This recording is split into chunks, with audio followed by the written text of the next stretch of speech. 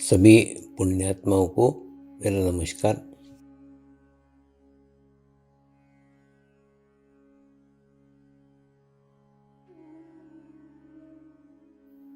गुरुर्ब्रह्मा गुरुर्विष्णु गुरुर्देवो महेश्वरा, गुरु साक्षात परब्रह्म तस्मै श्री गुरुवे नमः।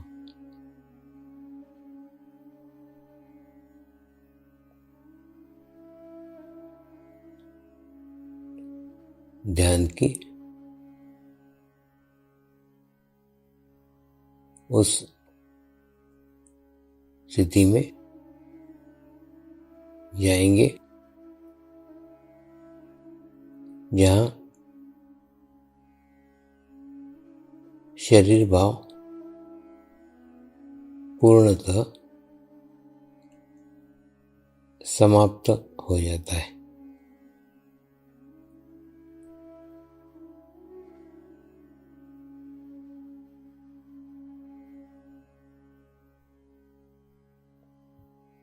अपने पूरे शरीर को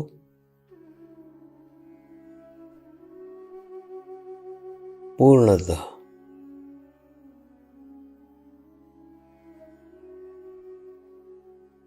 शिथिल छोड़ देंगे,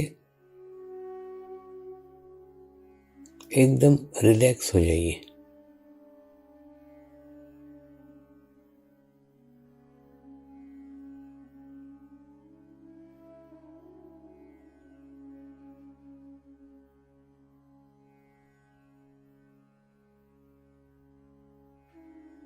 मेरे साथ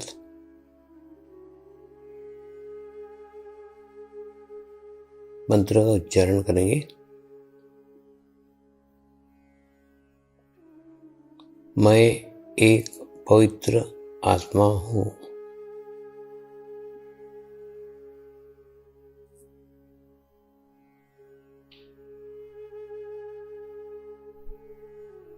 मैं एक शुद्ध आत्मा हूँ।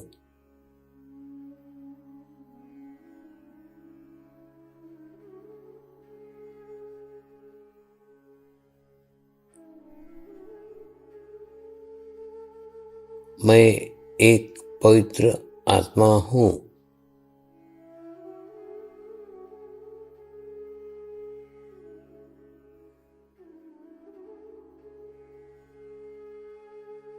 मैं एक शुद्ध आत्मा हूँ।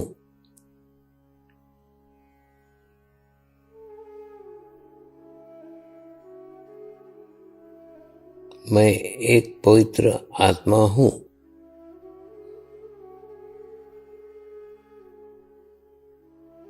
मैं एक शुद्ध आत्मा हूँ।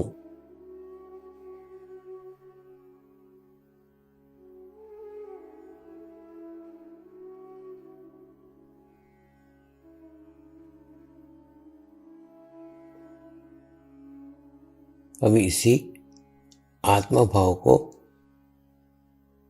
बनाए रखते हुए गुरु मंत्र का उच्चारण करेंगे।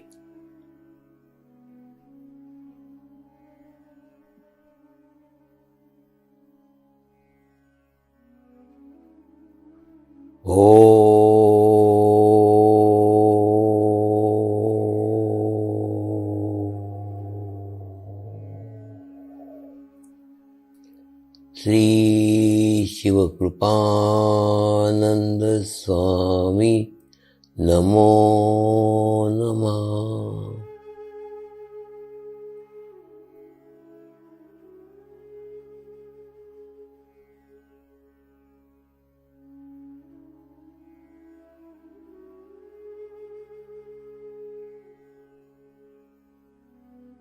ओम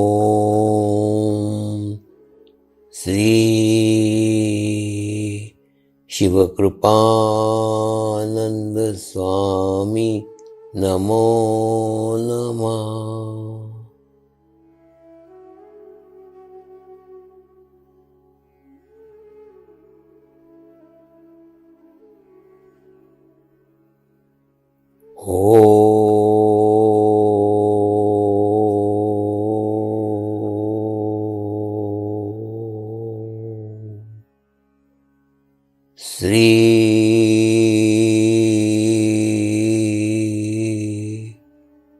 शिव कृपानंद स्वामी नमो नमः।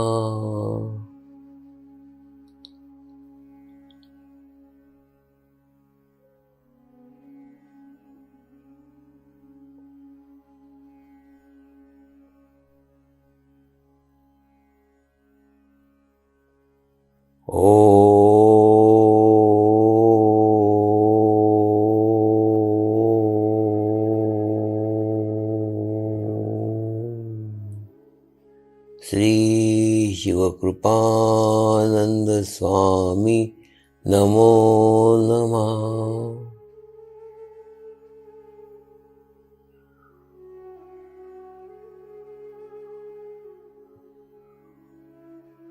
ओम श्री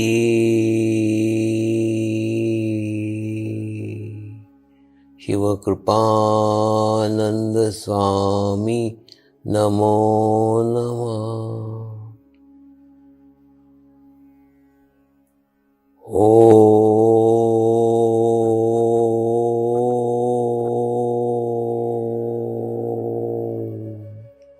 श्री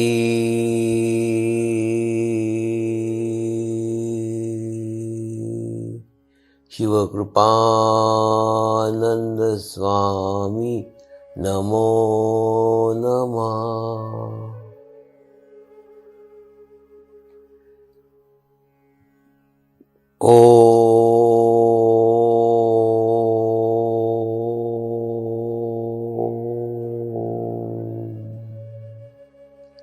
श्री शिवकृपानंद स्वामी नमो नमः।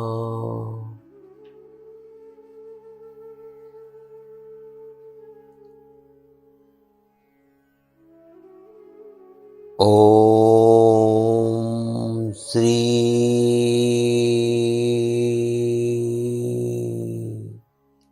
शिवकृपानंद स्वामी नमो नमः।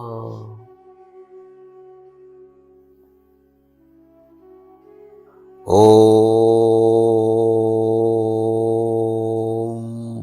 श्री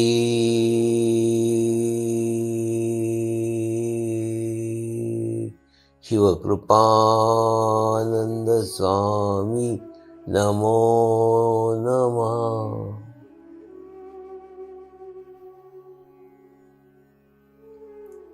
अब आप अपना चित्त सहस्त्रार पर रख के थोड़ी देर के लिए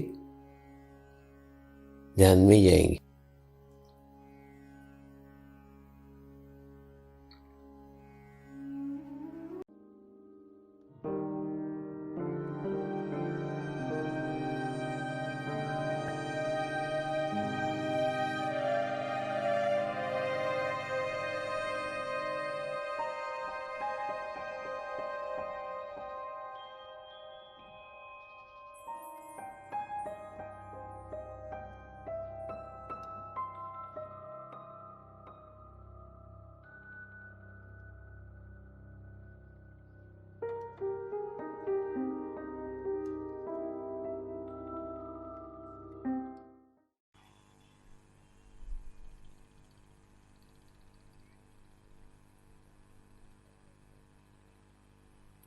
आए हुए सभी पुण्य आत्माओं को मेरा नमस्कार।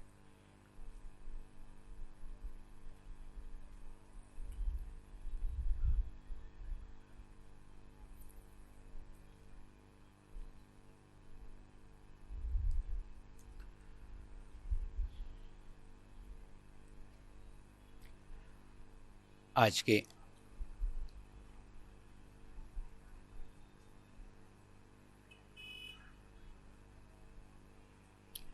कार्यक्रम की शुरुआत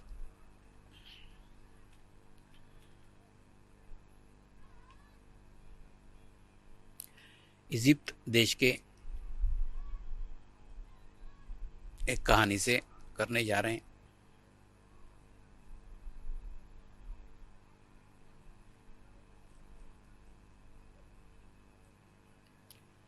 इजिप्ट में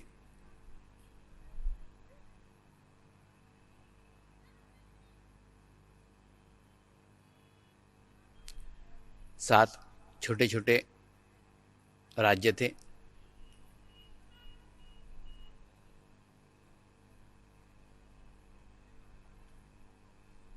सात छोटे छोटे कबीले थे।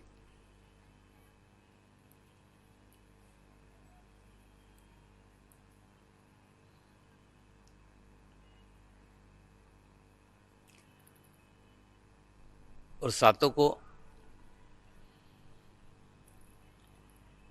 एक दूसरे के बारे में कोई जानकारी नहीं थी।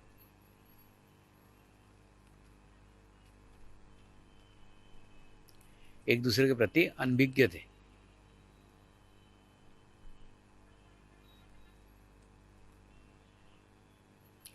सातों की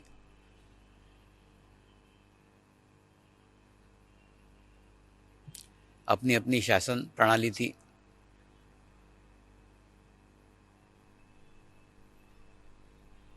अपनी अपनी व्यवस्था थी।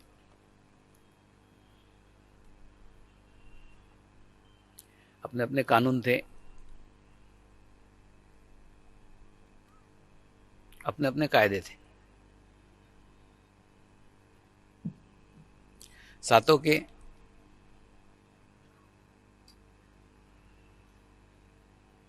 अलग अलग धर्म थे।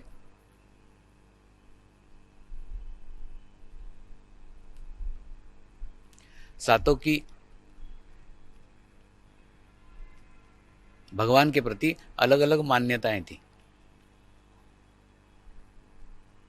अलग अलग उपासना पद्धतियां थी।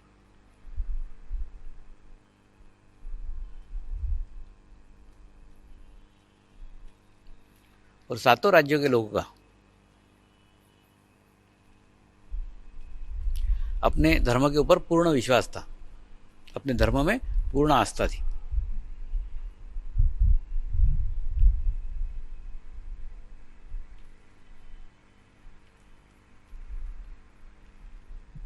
और इन देशों के व्यक्ति, इन राज्यों के व्यक्ति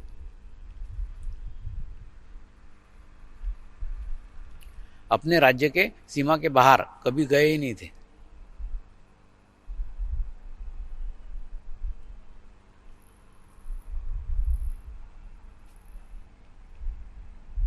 तो बाहर क्या दुनिया है, बाहर के लोग कैसे हैं, बाहर की भाषा कैसी है, इसके बारे में किसी को कोई जानकारी नहीं थी। उन सबका ज्ञान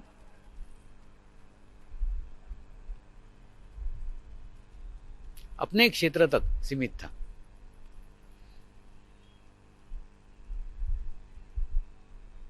समय बीतता हुआ जा रहा था।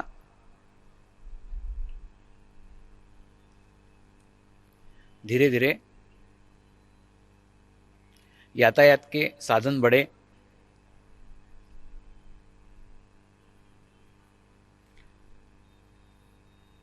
तो उन राज्यों को एक दूसरे का पता चला कि हम सोच रहे हैं कि हमारी दुनिया है, उतनी दुनिया है,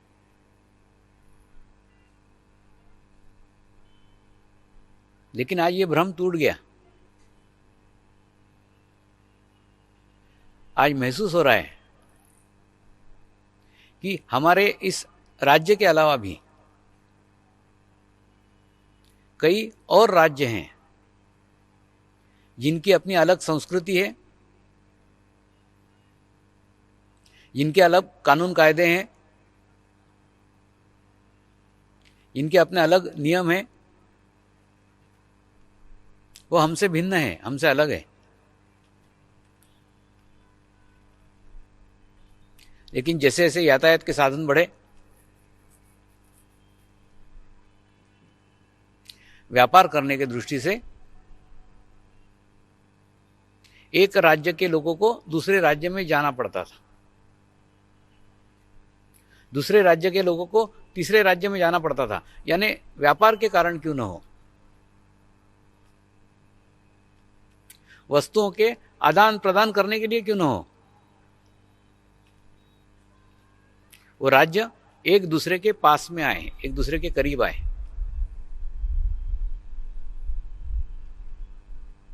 उस समय वस्तु विनिमय प्रणाली चलती थी। जिस राज्य में ये चीज होती थी वो उस वस्तुओं को जाके दूसरे राज्य में देता था, उस राज्य में जो होता था वो वहां से ये लेके आते थे। पैसे का कोई चलन नहीं था, सिक्कों का कोई चलन नहीं था, कुछ नहीं था।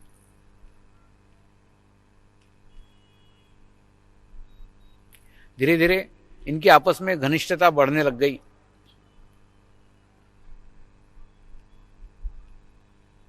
फिर संप्रेषण के साधन विकसित हुए, कम्युनिकेशन के साधन विकसित हुए, एक दूसरे के पास सूचनाएं का आदान प्रदान होने लग गया।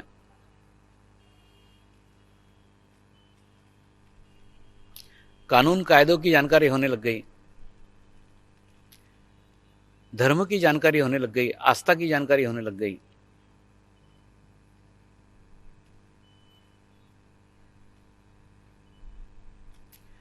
देवताओं की जानकारी होने लग गई।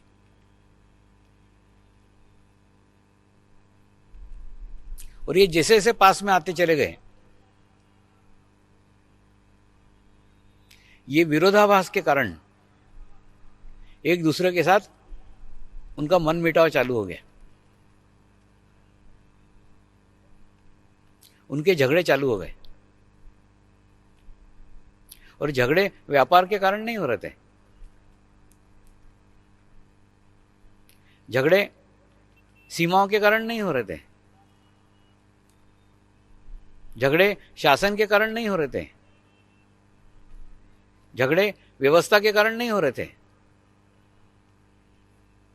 झगड़ों का एक ही कारण था, प्रत्येक व्यक्ति कह रहा था कि मेरा धर्म श्रेष्ठ है, प्रत्येक राज्य कह रहा था मेरा देवता महान है।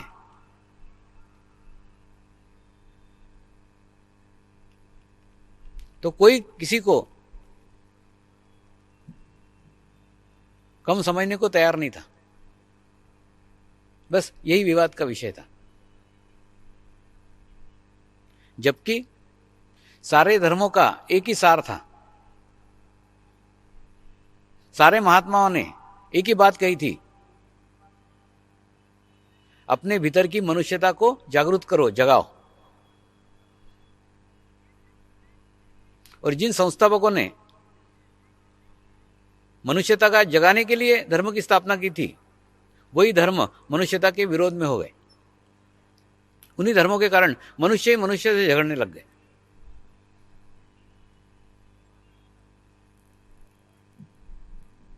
झगड़ना, लड़ना बातचीत तक सीमित नहीं रहा, युद्ध होने लग गए, लड़ाइयां होने लग गई, हजारों लोग मारे जाने लग गए।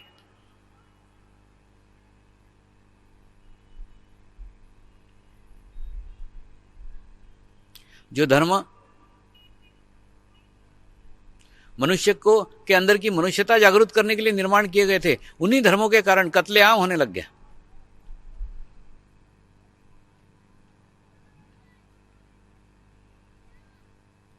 ये सब घटनाएं नीचे हो रही थी।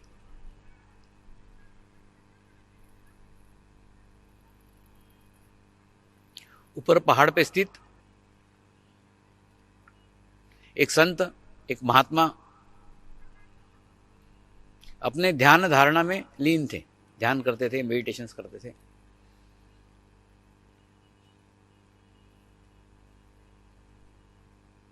वो सूर्योदय के पहले उठ जाते थे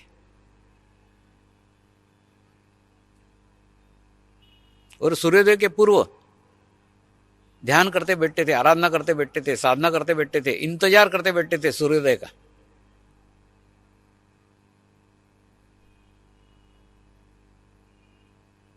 जैसे जैसे सूर्य उगता था वैसे वैसे उनके भीतर भी ऊर्जा का संचार होने लग जाता था।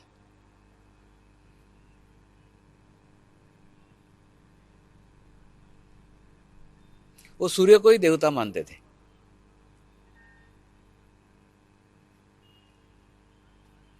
उगते हुए सूरज को भी नमस्कार करते थे, ढलते हुए शाम के सूरज को भी नमस्कार करते थे। सुबह प्रार्थना करते थे, तेरे करुणा में, तेरे दया में आज का दिन दिखा, बड़ी कृपा हो गई, बड़ी दया हो गई जो आज सूर्य देवता आपके दर्शन मुझे हो सके।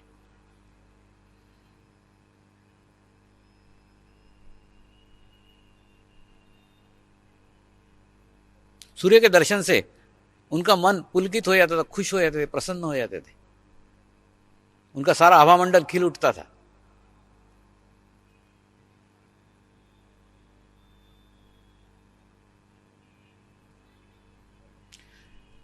रोज सुबह उठने वाला सूरज पूरे दिन भर की एक अद्भुत घटना है।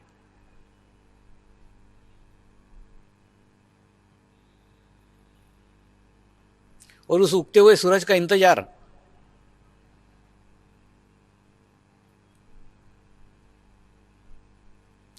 बड़ा आनंद प्रदान करता है।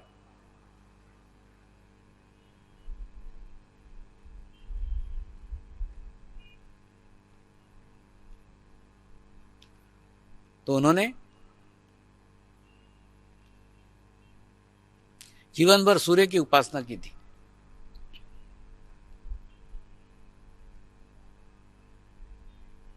उन्होंने ऊपर से देखा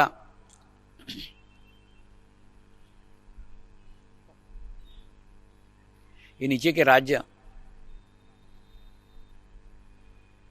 भगवान के नाम पे ही झगड़े कर रहे हैं। मतलब आस्तिक और नास्तिक की लड़ाई नहीं थी, दो आस्तिकों की लड़ाई थी, किसका भगवान श्रेष्ठ,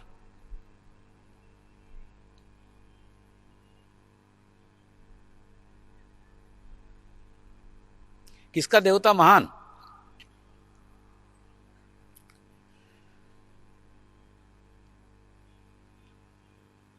तो उनको ऊपर से ये सब देख करके बहुत दुख हुआ।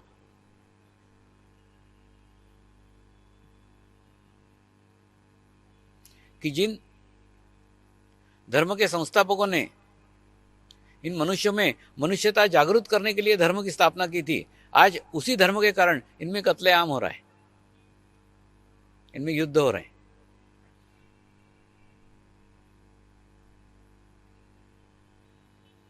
वो महात्मा जी समाज में आए, सातों राज्यों का दौरा किया, सातों राज्यों के राजाओं से मिले और राजाओं को समझाया कि प्रत्येक संस्थापक ने धर्म की स्थापना इसलिए की थी कि मनुष्य के भीतर की मनुष्यता जागृत हो। तुम एक ऐसे माध्यम को चुनो जिसको सब लोग अपना सकते हैं। और मैं सूरज की उपासना करता हूं, मैं सूर्य को भगवान मानता हूं, सूर्य को देवता मानता हूं।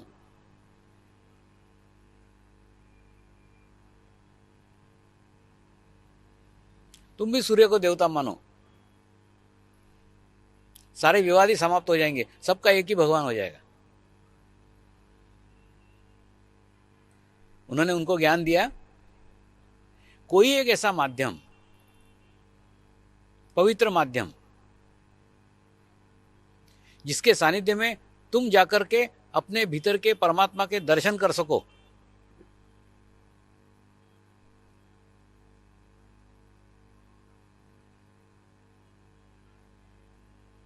परमात्मा तुम्हारे ही अंदर है, तुम्हारे ही भीतर है।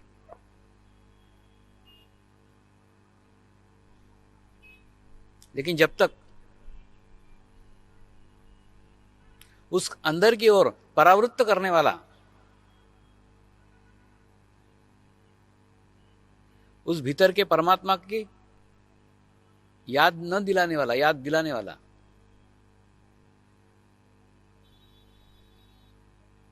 कोई माध्यम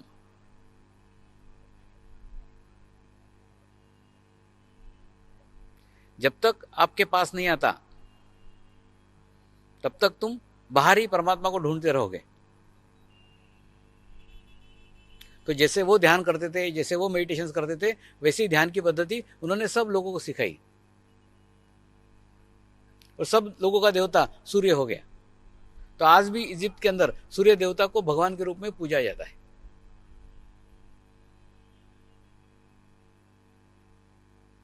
हमारी पृथ्वी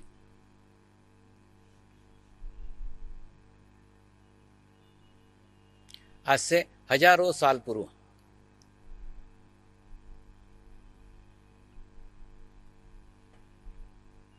एक ही जगह सीमित थी, एक जगह सिमटी हुई थी।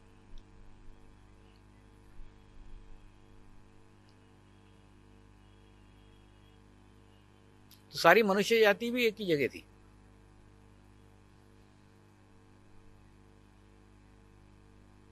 और उस समय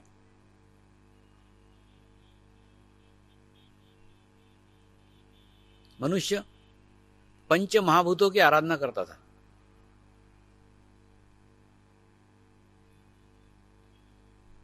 क्योंकि वो जानता था कि मनुष्य का शरीर पंच महाभूतों से निर्माण हुआ है।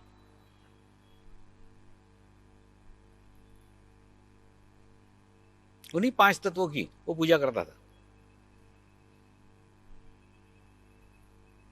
और उन्हीं 5 तत्वों से अपने आप को प्रकृति के अंदर मर्ज कर देता था।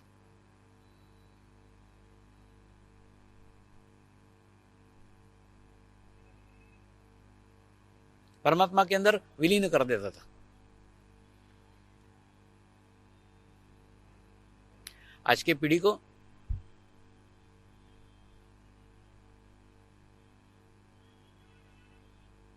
अगर परमात्मा का कंसेप्ट समझने में दिक्कत आ रही हो तो प्रकृति समझो, कोई हर्ज नहीं।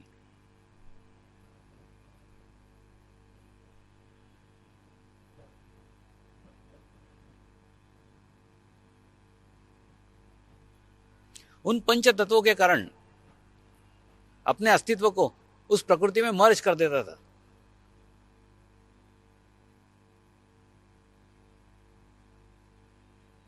ये ध्यान की पद्धति सबसे प्राचीन पद्धति है।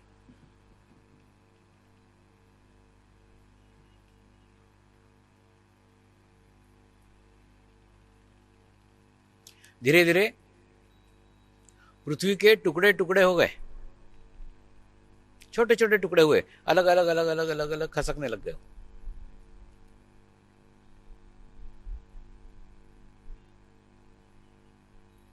और खसकते खसकते खसकते एक टुकड़ा आकर हिमालय के पर्वत से टकराया।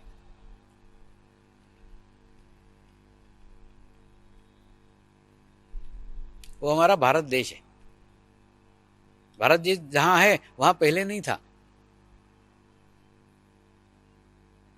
ये टुकड़ा बह करके आया है और हिमालय से टकराया है।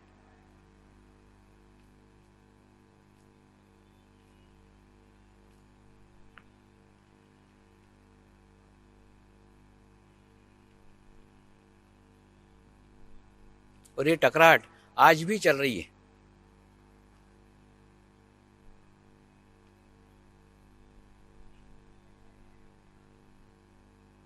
और वो ध्यान की पद्धति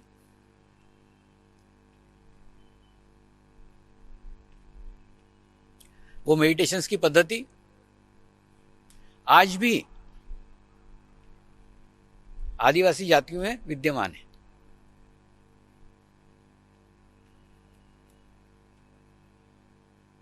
अमेरिका में रेड इंडियन आज भी इसी पद्धति से ध्यान करते हैं।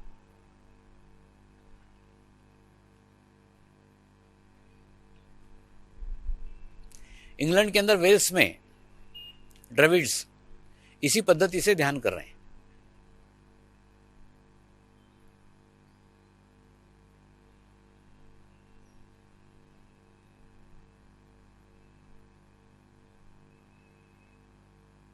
भारत में आर्य इसी पद्धति से ध्यान कर रहे हैं। आज भी है। हिमालय में जो जातियां हैं वो सिर्फ पंचमहाभूतों को परमात्मा मानते हैं। कोई मंदिर, कोई देवस्थान कुछ नहीं है वहां पे।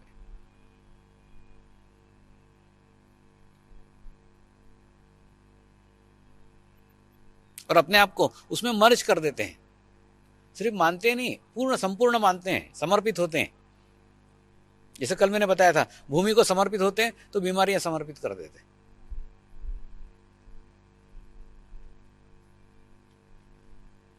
इतनी समरसता भूमि के साथ स्थापित कर ली है।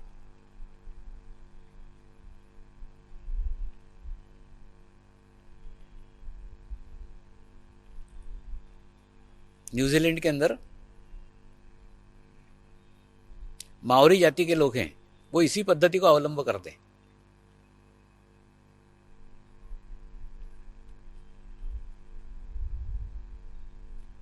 मैं न्यूजीलैंड गया नहीं हूं, लेकिन ऑस्ट्रेलिया में ये न्यूजीलैंड के कई आदिवासी जातियां आके वहां ध्यान सीखने आई थी।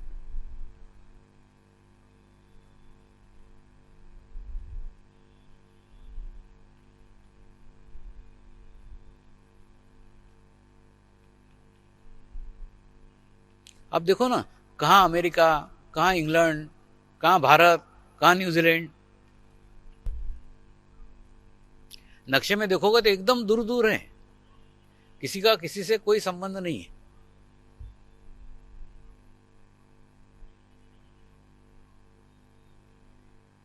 लेकिन फिर भी ध्यान की पद्धति, उपासना पद्धति एकदम समान है, एक जैसी।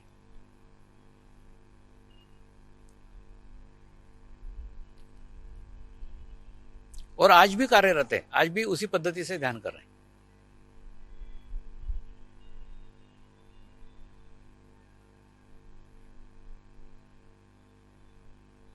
समाज में आए हुए प्रगति का, समाज में आए बदलाव का,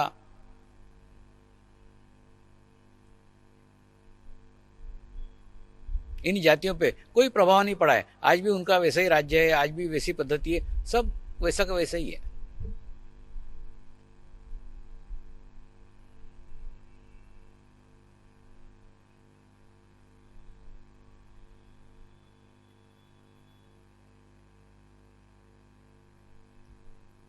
और प्रकृति से आज भी जुड़े हुए हैं।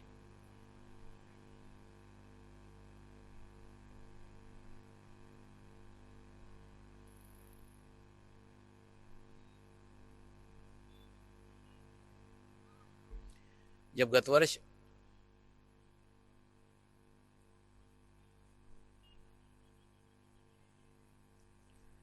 सुनामी की विपदा आई थी, तब भी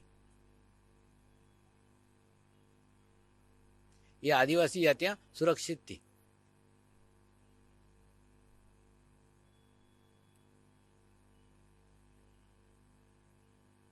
क्योंकि वो प्रकृति के साथ मर्ज हो गए। प्रकृति के अगेंस्ट कैसे जा सकती है?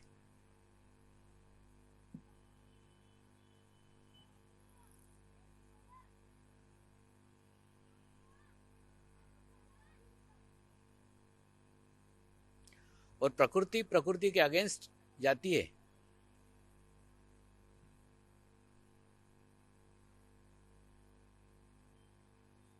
वो प्रकृति नहीं जाती, मनुष्य जाता है।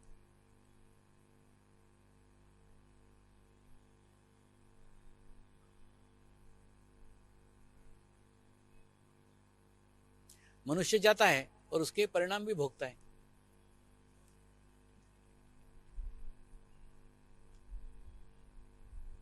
मैं जर्मनी में फ्रंटफुट गया था।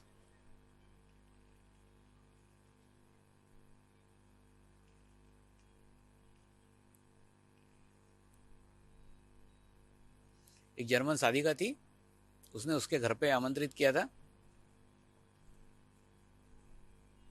तो देख करके आश्चर्य हो गया, एक नदी दिखी।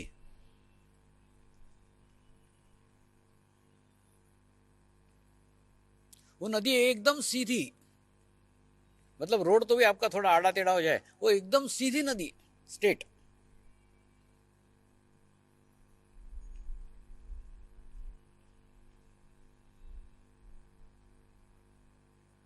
नदी में पानी के जहाज चल रहे थे।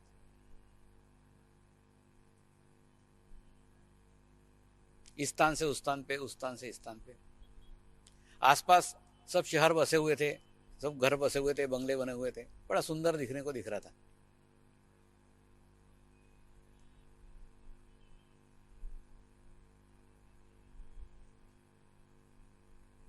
मैंने उस साधिका को बताया तेरे जर्मनी में तो नदियां बड़ी सीधी है, हमारे यहाँ तो एकदम ऐसी आड़ी टेढ़ी चलती।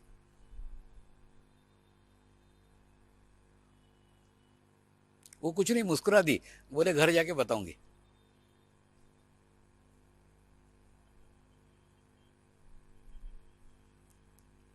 उसने बोला स्वामी जी तुम्हारे भारत की नदियां अच्छी है, ये नदियां बड़ी डेंजरस है। मैं बोला क्या हो गया?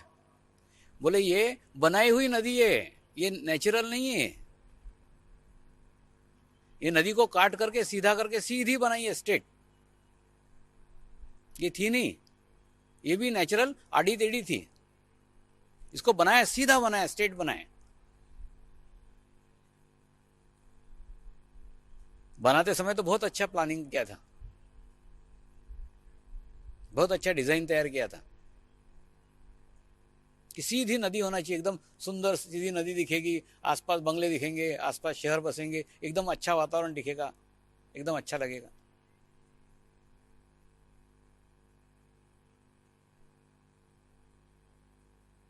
लेकिन एक दिक्कत खड़ी हो गई। नदी बनने के बाद एक परेशानी खड़ी हो गई।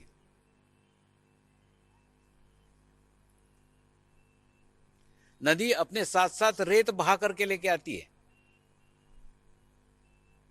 और सीधी हो जाने के कारण सारी रेत जाके डैम पे इकट्ठा हो जाती है, और डैम पे करोड़ों रुपए सिर्फ इसलिए खर्च हो रहे हैं कि रेत साफ कर रहे हैं।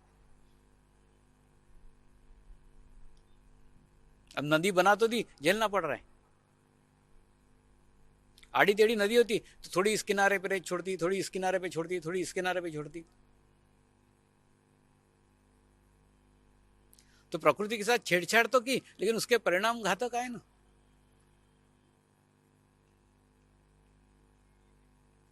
यानी सारी रेत आकर के उस डैम के ऊपर इकट्ठा हो जाती थी, हर दफे वो डैम पे से रेत निकालना पड़ती थी, साफ करना पड़ती थी।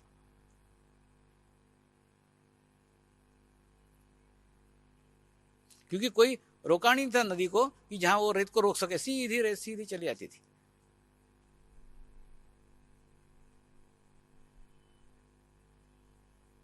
तो प्रकृति के बीच में हस्तक्षेप भी कभी कभी बड़ा नुकसानदायक होता है।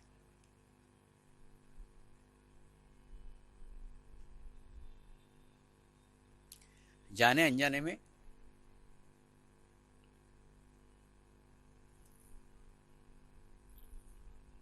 मनुष्य भी प्रकृति के बीच में हस्तक्षेप कर रहा है।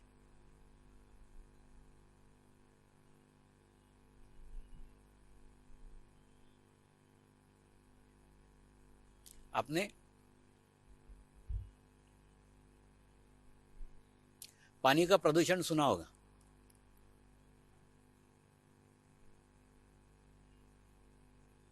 कि पानी का प्रदूषण होता है। अब हम प्रार्थना करेंगे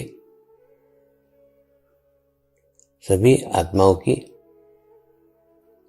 आत्म उन्नति हो, आध्यात्मिक प्रगति हो, यही हमारी प्रभु से प्रार्थना है। नमस्कार। जय आत्मेश्वर।